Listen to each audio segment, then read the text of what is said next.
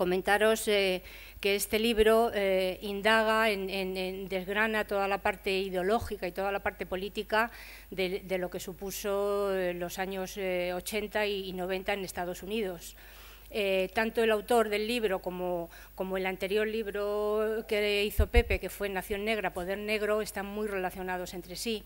Si Nación Negra y Poder Negro desgrana todo el ímpetu progresista de los años 60 y principios de los 70, en Estados Unidos en particular, todo el movimiento afroamericano, este nuevo libro de Pepe vincula toda la etapa posterior de represión y de involución que la derecha ultramontana de Estados Unidos impregnó no solo a la República de allí, sino, pues, dijéramos, al resto del mundo, como aún sufrimos aquí en España, ¿no? Este esfuerzo, en estos tiempos que corren, en los que el aprecio por la lectura, el aprecio por la investigación, por la reflexión, es muy pequeño.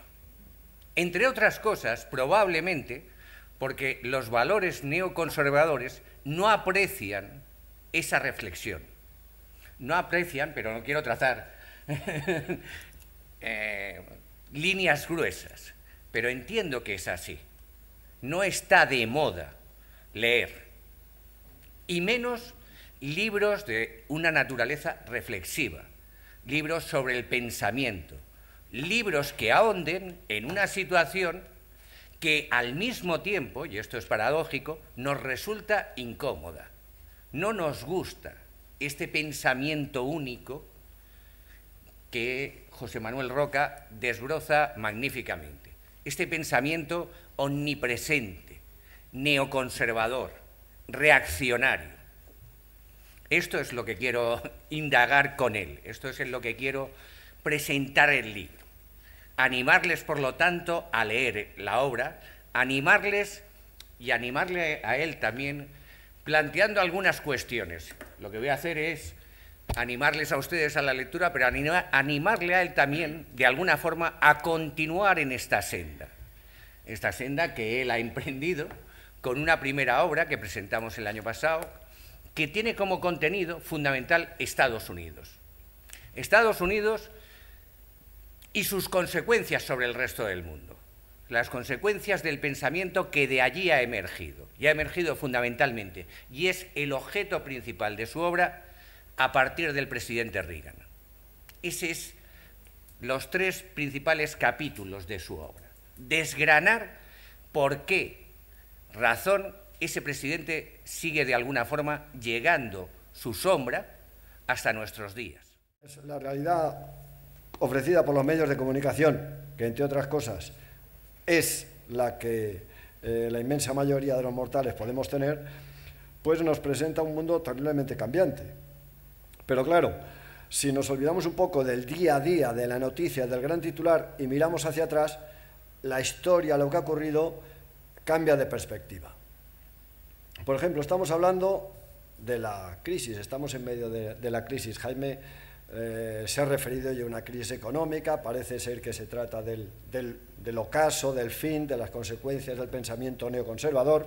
Aparece un nuevo neokeynesianismo administrado también por conservadores, etcétera. Ya veremos cómo se salda el asunto. Pero una de las ideas que me llevó a mí al libro es decir, esto tiene algo que ver con las políticas, ¿no? Tiene algo que ver con las políticas. Esto del mundo este aparente de la economía que se ha liberado de la política es verdaderamente tan autónomo respecto a la política. ¿Qué papel juega aquí la política? ¿Qué papel juega la ideología? ¿Qué papel juegan los valores morales en todo eso? Y el libro tiene mucho más de eso que, por supuesto, de economía. Se dan ahí citas, hay alusiones, se dan cifras, etcétera, de coyuntura, etcétera, pero yo no soy un economista. Y además, libros de economía hay muchos. A mí me interesaba ocuparme de esto. Voy a dar entonces unas citas para que ayuden a ver un poco esta perspectiva. Perdón, unas citas, no unas cifras. Entre 2008, que es cuando se celebran las elecciones en Estados Unidos en las que sale vencedor Barack Obama, y 1968, el año este del que hemos celebrado, pues eso, en 2008, el 40 aniversario, que señala el punto álgido de ese movimiento antiautoritario, etcétera, pues pasan 40 años.